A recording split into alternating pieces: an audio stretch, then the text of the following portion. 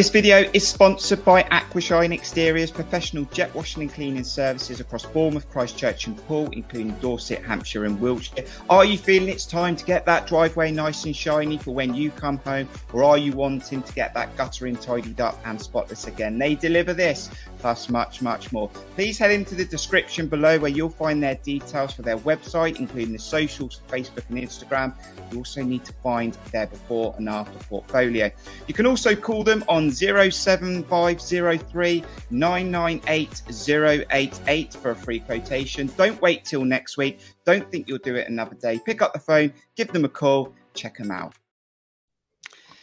Good evening and welcome to Bournemouth and West Ham fans, as this is your match preview this weekend in the Premier League. Bournemouth taking on West Ham. It's the second fixture between the teams, and for the Cherries, what an historic victory it was at Spurs last weekend. So I'm sure you are feeling very, very good this week. Look, lots of promising stuff to talk about, lots and lots of good stuff that we can go into this weekend. Lots of promise. Now, if you're new to the channel, please do subscribe to Cherries Red Army. We've gone past 1.5k and also hit the like button. We normally set about 50 minimum likes for these videos to help it grow between now and kickoff, which is on Sunday. So we'll have an opportunity to have a look at some of the other results. Do let us know who is joining us now. Say hello in the chat. We'll show some on the screen in a moment. And if you're watching this video back, thank you very much. Do let us know your thoughts in the comments, because you can add your score predictions later on. Right now, earlier on in the season, Bournemouth didn't have a great day at the London Stadium. Football turned into volleyball for a certain period of time. We're going to talk about that. West Ham are currently playing in their European Cup game. Does that help Bournemouth? Let's get on with the match preview. It's Bournemouth taking on West Ham. Taking one square and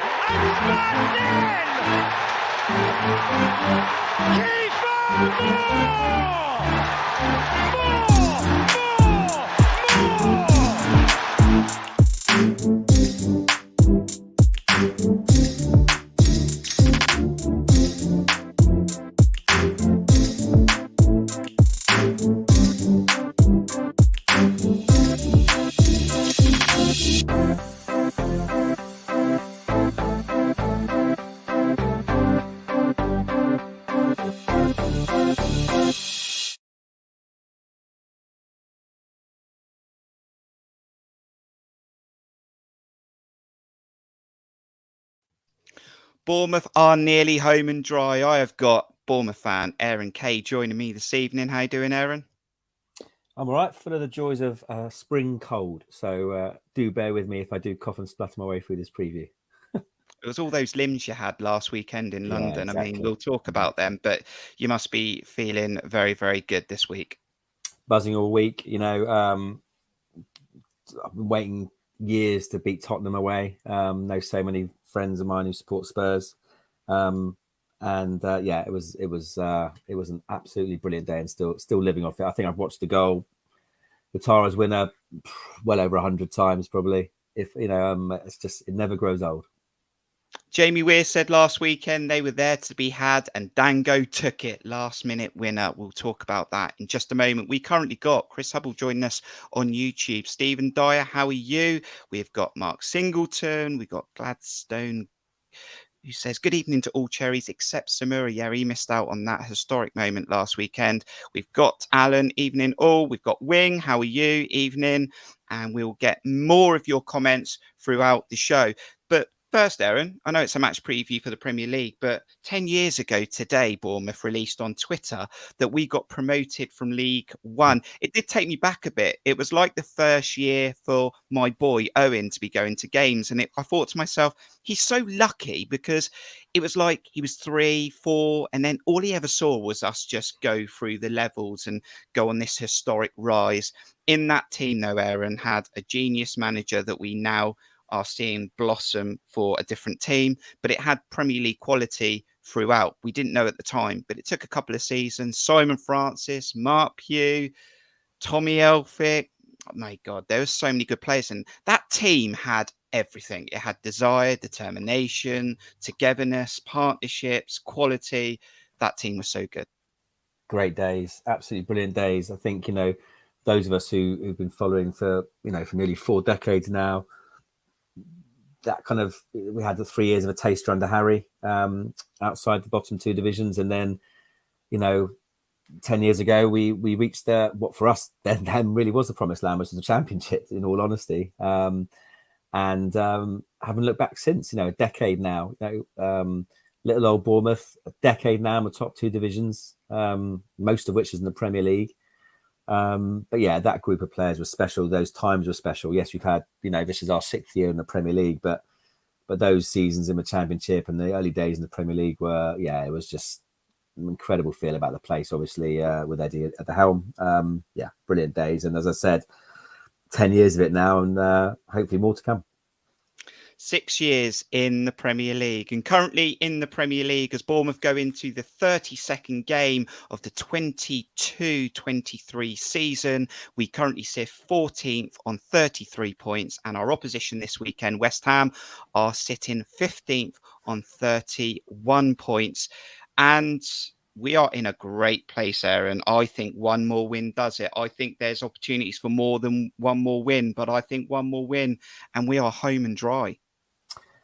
Probably. Obviously 33 isn't enough. I think that's fair to say. I think 36, you're right, probably will be, but I think 2 wins, and that's certainty, really, isn't it? Or a win and a couple of draws with our fixture list. We've got to, we want to achieve that sooner rather than later. We don't really want.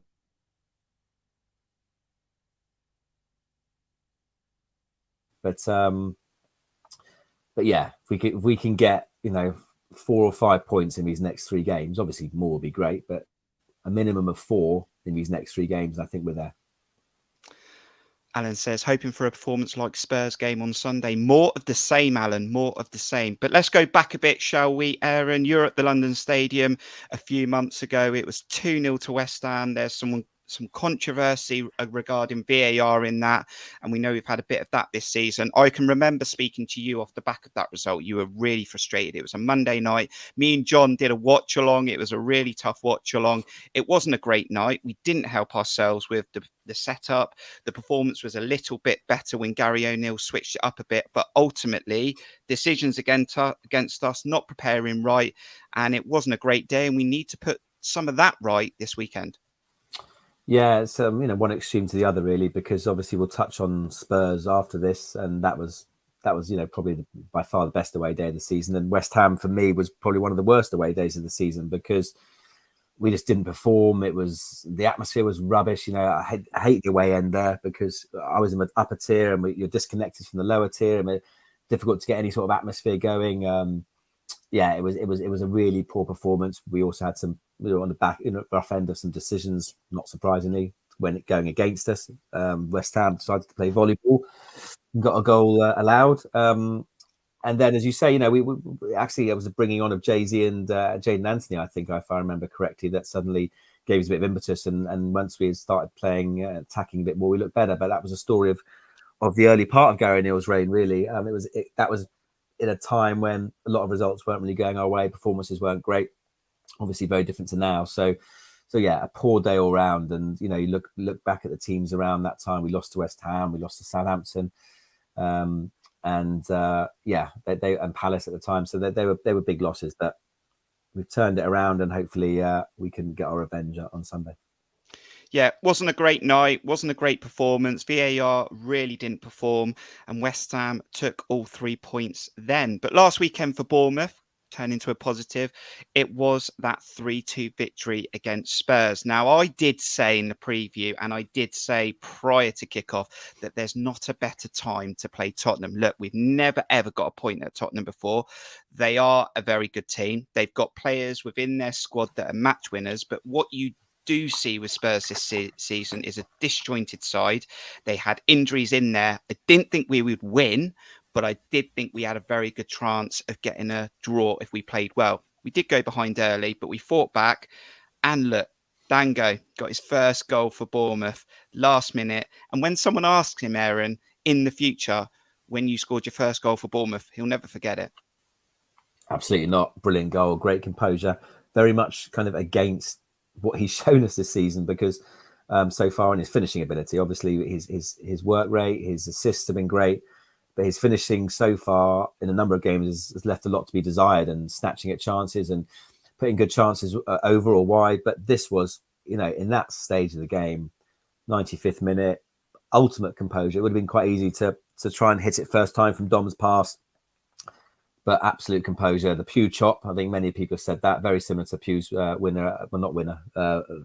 goal at West Ham away in the first season. Capped an unbelievable day, up there with one of my favourite all-time games, for so many reasons. We needed the points, hate Tottenham, and we've never got anything at Spurs. I've been to, I think, all the Spurs away games in the Premier League, and we've been on the end of some absolute hidings. Spurs aren't in great moment at the moment, but they're still pushing for unbelievable, still with a chance for Champions League. For all their fans moaning, compared to the likes of Liverpool and Chelsea, they're not having such a terrible season. And with the likes of Son and Kane, they're always going to cause problems. But defensively, I think, is where we really got at them. And Gary O'Neill saw that opportunity to really kind of flood them down those wings, and that's where our joy came from. So, really good performance, fully well deserved. Would have bitten your hand off for a point before, would have bitten your hand off for a point when they equalised, because deja vu of the Emirates came flooding back to me, and I was just, we were just, please just hold on for something here. But to go on and win it was beyond anything. And absolute scenes, as you say, memorable, absolutely memorable. There was a formation change, which we know we're not always great when we do the back three. Actually, I think we've only had one positive result this season, which was the second half against Nottingham Forest. Other managers have tried the back three in a formation from that point. It's not really Bournemouth's way, but what it did add was an opportunity to get Matthias Viña in this squad.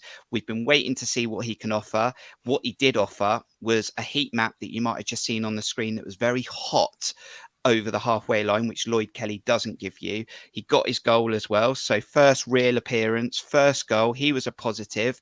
And Lloyd Kelly dropping back into more of a central role in that back three, and also having a good performance. So Tottenham were there to be had. We had to perform. You still got to do a job. Some really positive performances from some defensive players in this fixture. Yeah, look, I'm never a fan of the 5 at the back or 3 at the back, whatever it is. Bournemouth's formula has generally worked better with a 4, always has done. But what worked with this 5 was that the 2 wing backs, one of which you've already mentioned, Matthias Viña for his debut, and the other was Tavernier on the right hand side. They're not well, Vina's a defender, but they were bombing forward. As you said, they were high up the pitch. We weren't a flat back 5, which often happens when, say, the likes of Adam Smith is right wing back, or Lloyd Kelly, for example, as you've said, don't really get forward. So it was 3 centre backs, and it really was kind of 5 midfielders, really, from that point of view. So it worked. And Viña was sensational. For the 50 minutes or so he was on the pitch. It was sad to see him go off, but quality, full of quality. His finish was sublime. Gave energy. People questioning whether he can play an orthodox left back. We haven't seen it, so we don't know. I'd like to think he can. He plays left back for Uruguay. He's played Champions League football, as I've said before. So, I've been dying to see him play, and he didn't disappoint. And I'd love to see more of him for the rest of the season. I'd like to see us sign him up. Whether that's going to happen, I don't know. But he was strong in a tackle, great going forward, and great to see. And Lloyd Kelly was superb as well. I think he's had his critics this season. I've often been critical of him in some areas. I think maybe the left of a back 3 is probably his best position, if I'm being honest. If we are going to play a back 3, because I think, as an orthodox left back, defensively he's very solid but doesn't get forward. I think we've said that, and that's, we've suffered on the left hand side because of that, whether it be Jadon Anthony or Marcus Tavernier or Dango, and then maybe at centre back it's just difficult to dislodge Senesi. Stevens, Meps has been brilliant, and obviously we've got Zabani now. So I think for Lloyd, the left of a back 3 is probably his best position, because it gives him opportunity as well to turn out and push forward as well, and cover at left wing back with his pace. So brilliant performances all round. I could name pretty much the whole starting 11, and the subs that came on were all superb to a man.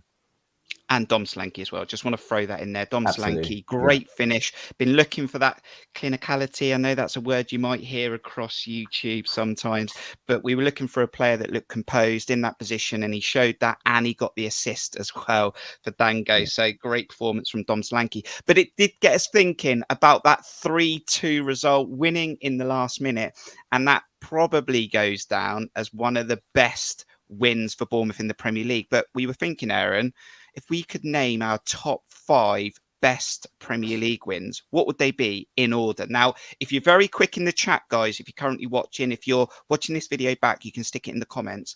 Do tell us your top 5 best Bournemouth wins. It doesn't have to be comebacks.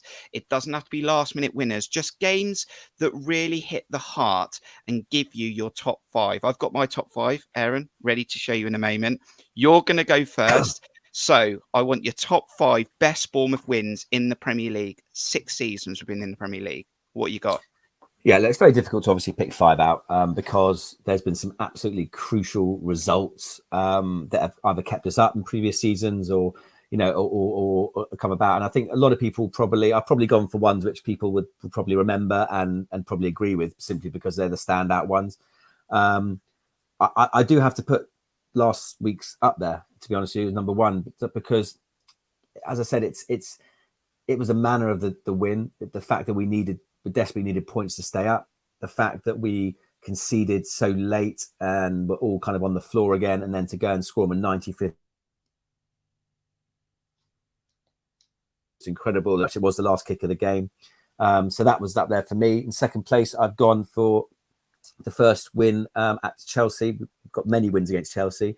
Some would say the 3-0 win, which I was at as well, was even better. But for me, that 1-0 Glenn Murray winner was our first win in the Premier League against one of the big boys. And for me, you know, that was followed up by Man United, which isn't in my top 5. But that Chelsea win kind of announced us on the Premier League and really kind of set the stall out. Number 3, I've gone for our first away win in the Premier League, that 4-3 win at West Ham on that hot day, very similar to the Spurs win on Saturday, a hot day, a pew chop, a dango chop. And yeah, that was our first away win in the Premier League, which kind of made us feel that we belonged, you know, because you always kind of want to get that first one up.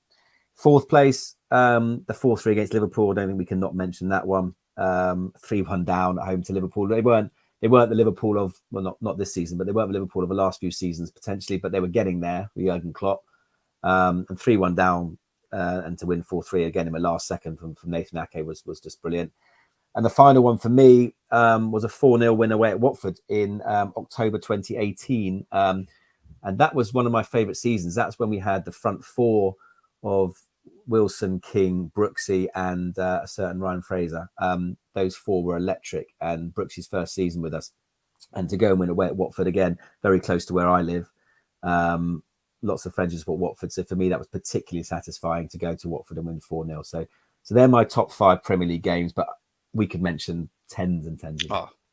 Yeah, absolutely. I'm going to give you my top 5 in a moment. What have we got in the chat? So JK's gone 4-3 Liverpool, 3-2 Spurs, 3-2 Forest, 4-0 Chelsea. So many wins against Chelsea. Paul's gone for West Ham away first season, Saints first win away, Chelsea away with Murray scoring, Charlton promotion.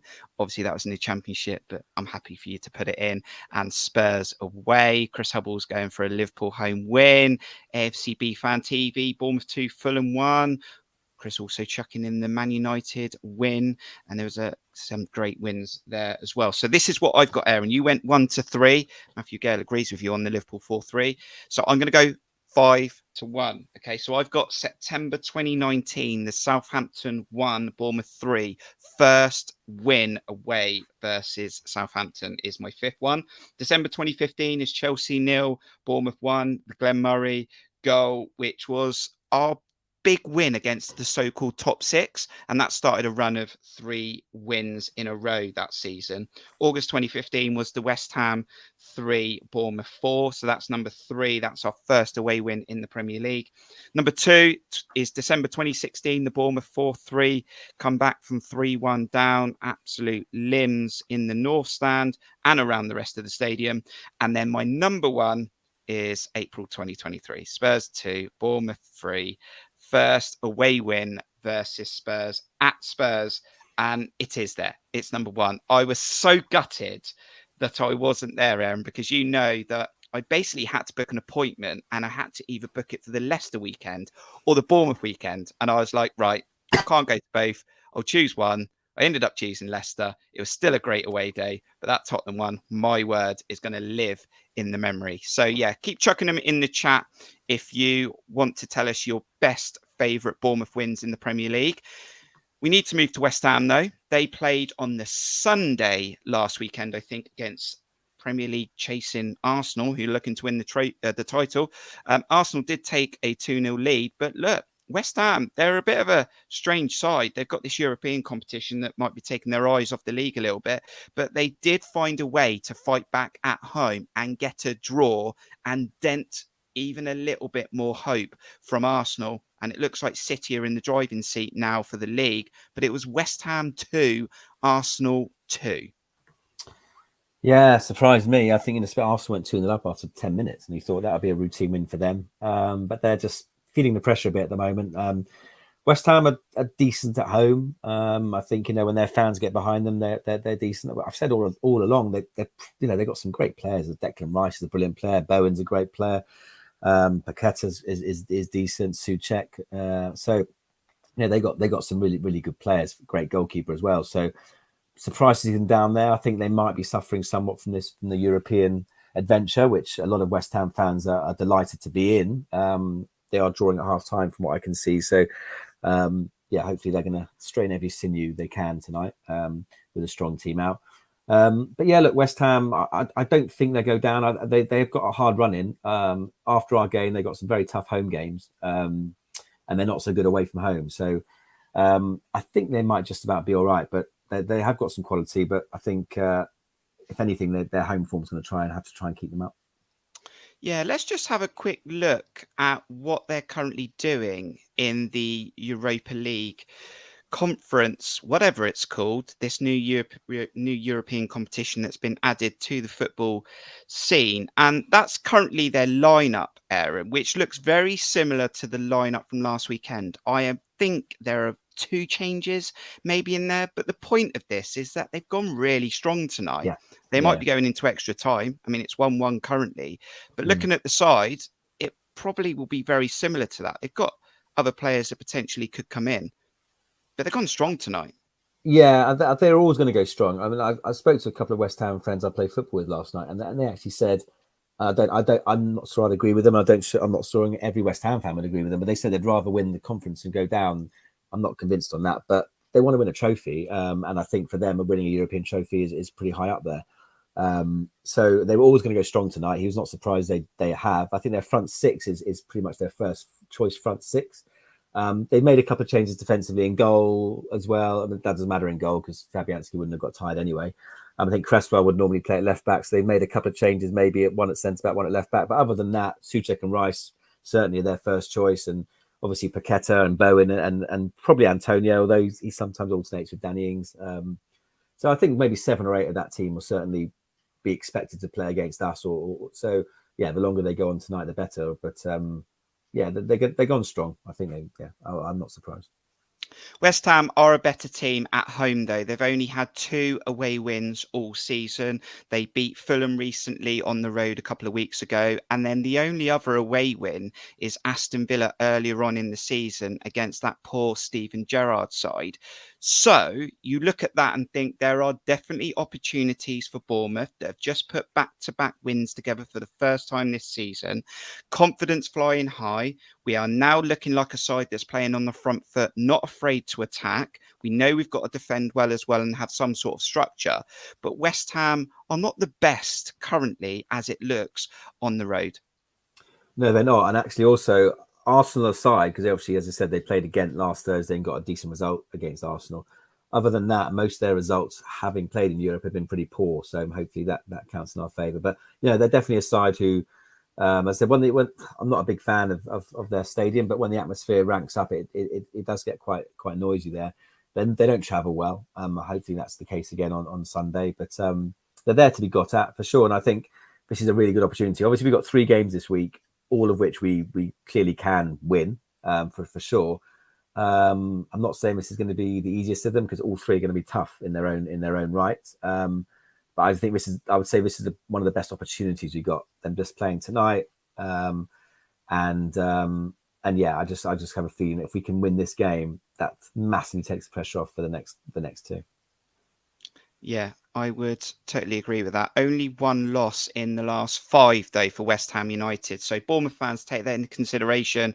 Yeah. One loss in the last 5, and both teams are basically on top of each other. So one win for either team, and the table could look slightly different, but we're in a very, very good place.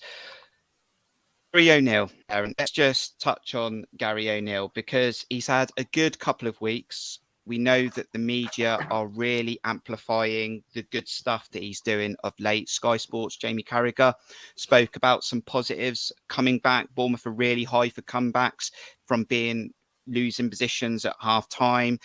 And Gary O'Neill is just doing, in my opinion, what this squad can do, especially since it's been enhanced in January. I've said to friends, I've said to you, I've said on social media, I never doubted that this team couldn't stay up. And even when we pumped money in January, we're not one of the 3 worst teams in this league. The frustrations and that inexperience and the ambition I wanted for maybe a more experienced head to come in is to drive this new ambition, this new ownership, these players that we're bringing in to just play on the front foot, be exciting where we can, take these teams as close as we can, which we're doing. And Gary's doing it. And as long as Gary does that and he continues to deliver performances like we have done, at the end of the day, it's all Bournemouth fans wanted. And we know that we are pretty good, that we can deliver surviving in the Premier League. Yeah, there's never a happy medium with the media, and even football fans, and I'm guilty of it. We're all guilty of it. When you're playing badly and you're getting bad results, you're not playing well. It's the worst thing in the world. When you're winning games, you're suddenly the best in the world, and it's neither really. Eddie Howe always used to say, don't get too high when you win, don't get too low when you lose, and it's very true.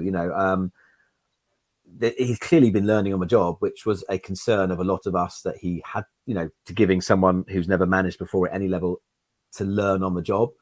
But he clearly has learnt, and we're beginning to see the benefits of that now, because the shackles have come off. We're playing a bit more front foot football. The media have been waxing lyrical about the front foot football we've been playing, but it's only been really the last few weeks, really, when you had, as you say, some players coming back from injury, some additions who've made obviously a huge difference as well. Mistakes were made in certain games, and I'm sure they will be made again in the future. No manager is perfect, but it would be an achievement if he kicked us up. Would someone else have kept us up? Quite, why wouldn't they have done? And there's a debate whether he's the longer term future of the football club, but he's definitely earned the right now to if he keeps us up. Let's not get ahead of ourselves, because I'm guilty of falling into this trap of like we're not there yet. Things could still go wrong, hopefully not. But we've almost achieved what anyone outside of our club certainly wrote us off. Not just getting relegated, but coming 20th. I think we had a bit more belief in our squad. We did have some Premier League experience. We know our players can be better than what they were showing earlier on in the season, if they were directed the right way, allowed to play, certain formations, etc. So, if we can carry on in this vein for sure, then absolutely, it's good to see, and we're finally playing some football. And I think those of us who weren't convinced on the appointment nothing would make us happier than obviously first and foremost for Bournemouth to stay up, because that is the be all and end all for us, because the future is ours now with the investment we've got behind us. Staying up in this first season, the sky's the limit potentially. Who takes us into that limit is a debate for the future, but certainly now if we can get over the line, then yeah, it's been a great achievement. It has been a good couple of weeks for Gary O'Neill. Continue to perform and deliver performances like this in the next couple of weeks, and we will be very much safe. And I'll be very over the moon, Aaron, to see Bournemouth playing Premier League football again next season. Look, we're not mathematically safe. However, not staying up from this position with a favourable running might be slightly disappointing, but I think we are going to be absolutely fine. There are teams down there that can't buy a win, and I definitely think that the 3 that go down are going to be between Southampton, Leeds, Forest, and Leicester. But we'll have to find out. I think Everton in the mix as well. I was really surprised Everton as well. Sean Dyche, I still think will probably have enough, but losing at home to Fulham, who lost 4 or 5 in a row, was really poor, and they've also got a very tough run in Everton. So I wouldn't write them off yet. Let's just have a little look at that lineup from last weekend, Aaron. You pretty much know, because we're going to just talk about what changes could happen. Gary O'Neill said earlier on today, I think, that Matthias Viña will need to have a late fitness test because obviously he picked up an injury at Tottenham, but there might be an opportunity to play Viña again after such a good positive first half. What are you thinking about the lineup this weekend as we go into this fixture? Do we revert back to a back 4, or do we look at potentially going very similar to what we did at Tottenham? I'd be very surprised if we don't go back to a back 4. I think it's been quite obvious in certain games, be it Chelsea away, Arsenal away, and Tottenham away, that number one, we match them up, but actually against the bigger clubs away from home, that's what we tend to do. I'd be very surprised if we don't go back to a 4. And I think the fact that Viña has picked up a knock, I think he'll definitely be in the squad. But I think it's not an easy excuse to leave him out, because if he's, I'd love to see him in the team, but it's an easy thing to say that it will revert back to the back 4. So Lloyd Kelly will go back to left back. The question mark at Adam Smith, because he was left out against Spurs, because if he picked up a yellow card, he'd have missed the West Ham and Southampton game. If he picks up a yellow card in this game, he's out of the Southampton and Leeds game. So do you leave him out? I mean, I'm one for kind of thinking you have to play each game on its own merit, because you can't think too far ahead. If Adam Smith's the best player to play right back, you play Adam Smith. Simple as that in this game, because we need a result in this game. So I think he'll go back to Smith. Question over Stevens, Mepham or Senesi then, if that's the case. Senesi's now fit. Stevens obviously can't play against Southampton, but that's a different issue.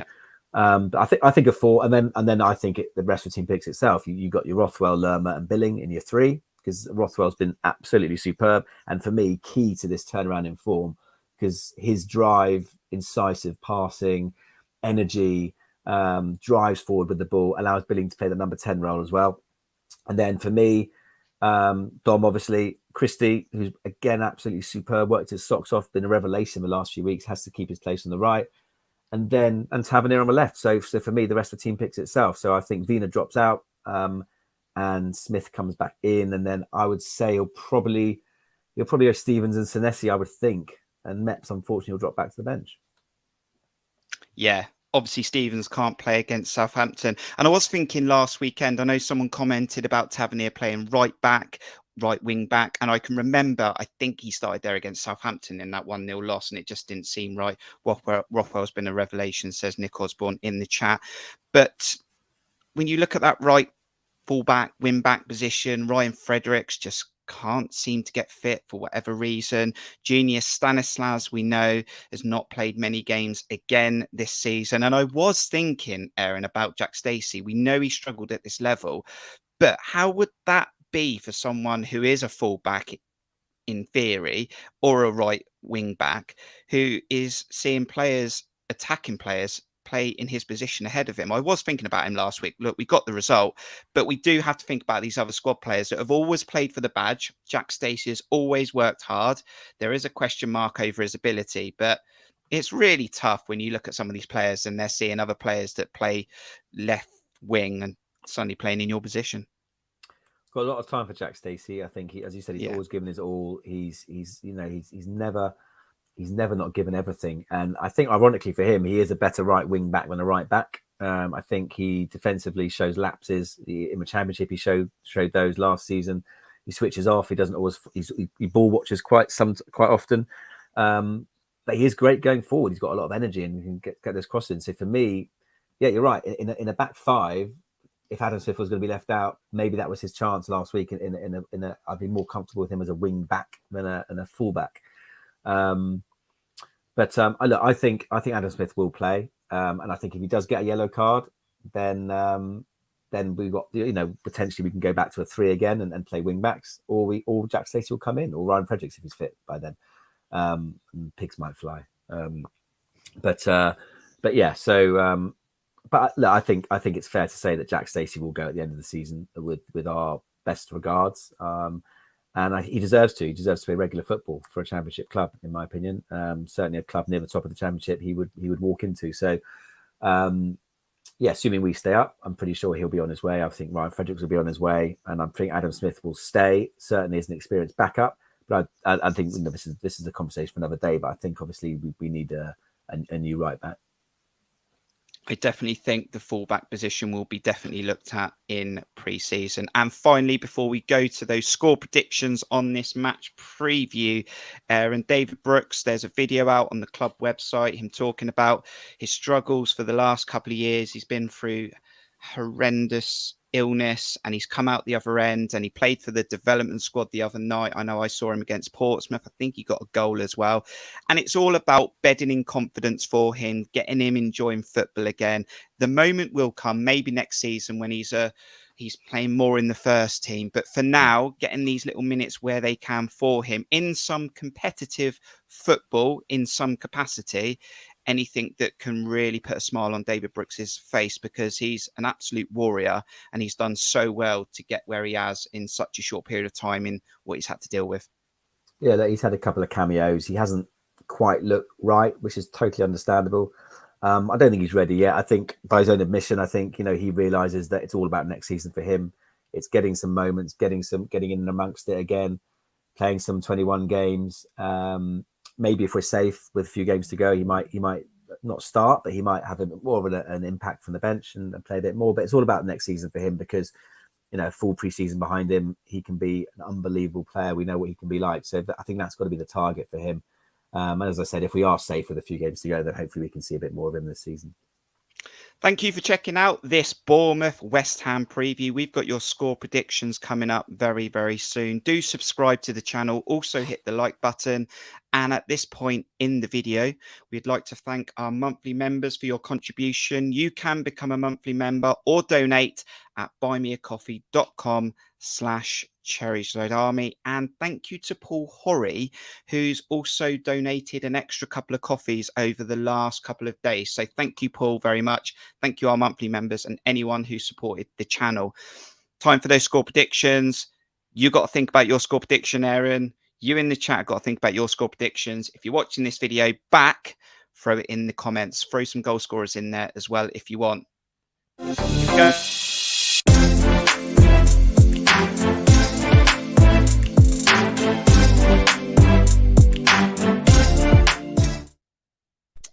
Put those score predictions in the chat. What do you think the result will be this weekend at Dean Court between Bournemouth and West Ham? But Aaron, there are more Premier League fixtures this weekend as Arsenal take on Southampton on Friday night, 8 o'clock kickoff. It's Fulham against Leeds, Man United, Chelsea postponed. So I assume, Aaron, there might be some FA Cup in this. I'll continue with the rest of these fixtures. Crystal Palace take on Everton, Liverpool against Nottingham Forest, Brentford, Aston Villa, Leicester will take on Wolves, Brighton, Man City postponed, Newcastle, Tottenham, and Bournemouth taken on West Ham. So looking at those other fixtures, Aaron, I assume there's some FA Cup involved as well. Any eyes on any other games this weekend?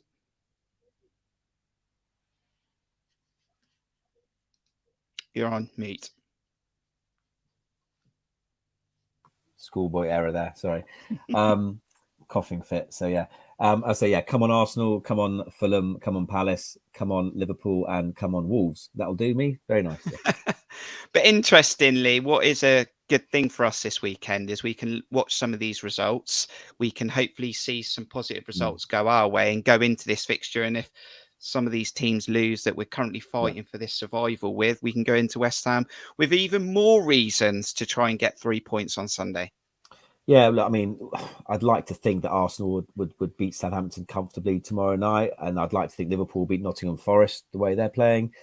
I think it's a massive game for Leicester. I think Wolves are fine now, but if Leicester don't beat Wolves at home, this is their second or third game under Dean Smith, but the first time he's had probably a whole week to work with them. So Wolves aren't great away from home, so I think Leicester really got to win that game. And Everton are away at Palace, so two big games for them. As I said, I expect Southampton and Forest to lose, so they'll that distance will be maintained. If Leicester and Everton win, it puts a bit of pressure on us ahead of that West Ham game. Fulham fan Wayne Walden is always kind enough to check out our videos. He wants us to stay in the Premier League. So thanks for checking out this video, Wayne. And Nick Osborne has also said, good article in The Guardian about David Brooks. So go and check that out. And Foley said, we won't be relegated. He knew Gladstone. He definitely knew. Right, we're going to go to those score predictions in a moment. So do throw them in the chat. If I was to say to you, though, Aaron, I think we've got Anthony Taylor as referee this weekend. I think the last time he refereed was the 3-2 loss against Tottenham at home.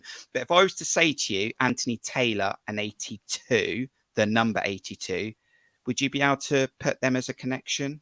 What do you think the connection would be? Anthony Taylor and the number 82. Any ideas? No. Do I get a clue? Not really. No. No, you're gonna have to fill me in on that one. So Anthony Taylor has refereed over 300 games in the Premier League, and he's given 82 penalties. Wow. And Bournemouth are yet to have a penalty in the Premier League. And I won't let this lie until we get one and games are running out. So 82 penalties Anthony Taylor has given in his officiating of the Premier League over 300 games. Let's see what happens this weekend. Not against us, so please, Anthony. Thank you. Right, let's get some score predictions out. Thank you for joining us this evening. It's always great to spend time with you on YouTube. We've got Alan who says 2-1 to the Cherries. 2-1 to the Cherries. I got it right last week, so I'm taking that scoreline. Paul is going for, I predict a 3-0 Bournemouth win, plus your phone going off at 3 p.m. on Sunday. Yeah, the emergency alert. Stephen Dyer, thank you for joining us, going for a sneaky 2-0 win. Stephen, you like a clean sheet. I'm sure you do like a clean sheet. JK's going for the famous Cherries Red Army, 3-1 to Bournemouth. Wing is going for, he's telling us his best 5 wins. 4-3 Liverpool, Chelsea 0-1, Chelsea 0-3, Chelsea 4-0, Spurs 3-2. Loving the Chelsea games. Mark Singleton's going for a Bournemouth 2, West Ham 1, Dom Slanky Brace, Jeff Lerma 3-1. Nick Osborne's going for a clean sheet as well, going for a 2-0. We've got Wing coming in with prediction this weekend. If we attack, it'll be 3-1. Otherwise, could be 1-1. Let me just stop there because this is interesting, Aaron. Right, it's taken us all season to get back-to-back victories, first back-to-back wins all season. Do we potentially win 3 in a row? I think this is a tricky game, and I know West Ham are currently playing, so does that help us? This could go either way. I don't think we lose, but I want us to win at Southampton 100%. Do we win 4 in a row? Probably not. So I think this could be a draw. I actually thought before we even got these wins against Tottenham and Leicester weeks ago that I thought the West Ham game might be a little bit delicate and a bit tricky. I think this is 2-2. And I think West Ham are a bit of a awkward team. On their day, they can be very, very good. On another day, they can be very, very poor. But I'm going for 2-2. That was a result for West Ham last weekend against Arsenal. But it's a good point and another point towards survival. That's what I'm going for. What are you going for, Aaron? Look, it's going to be a tricky game for sure. I think, as I said, West Ham, a point wouldn't be disastrous for us. It's another point closer to the 3 or 4 that we need. I don't want to be back under pressure, before we play Southampton Leeds. If, as I said, if other results don't go so well for this weekend, but I'm quite confident. I think I look at each game on its own merit. It will be tricky. I can definitely see a draw, but I'm going to go for a 2-1 win for us. I just think we are full of confidence. Hopefully, a bit fresher than West Ham, having played tonight, back at home. We won 2 in a row, but they've both been away, so it'd be nice to get another home win. So I'm confident. As I said, I don't think we'll win all 3 of these games, but let's go for 1 at a time. And I think we'll win 2-1. Yeah, 3 games in a week. You can't knock it in the Premier League. Cameron Meach is also going for a 2-1. Matthew Gale, thanks for joining us, is going for a 2-2, matching my score prediction. Chris Hubble going for the famous 3-1, Billing, Dom and Lerma. And Nick says, can you really watch a Dom penalty in a crucial game? Look, he did it against Fulham last season. You never know. We've not had any free goals there, and that's my point that I'm making. We've not had any free kicks, no penalties. Every goal we've scored this season, we've had to earn. So do remember this weekend, it is a Sunday fixture. It's a 2 p.m. kickoff. If you go into the game, please do enjoy yourself. Get behind the team. If you're watching the Cherries around the world, do what you can to support the team. Aaron, this is a really pivotal moment for the Cherries in the Premier League. We've said it all season. We've got a great opportunity with this squad to stay up, maybe be on the beach with a few games to go. And we should be going into this game positive. Your final summary for Bournemouth West Ham. Thank you for joining me on this match preview. Yeah, pleasure to be on as always. Yeah, look, I'm confident. I think we're in a good place at the moment. I think we're still on a very much of a high from last Saturday. I think, you know, after beating at Leicester, I think, and with these 3 fixtures, I think a lot of us saw, I hate saying the word free hit, but a lot of us saw Tottenham as a potential free hit. You know, it wasn't a must win game for us given the circumstances, but we won it. So let's follow it up now, and let's not throw that kind of momentum away if we can. As I said, a draw wouldn't be a disaster by any stretch, but a win here would almost see us home, and then we can really go to town against Southampton. So yeah. But you know, there will be twists and turns. I'm sure. I don't think everything will be plain sailing.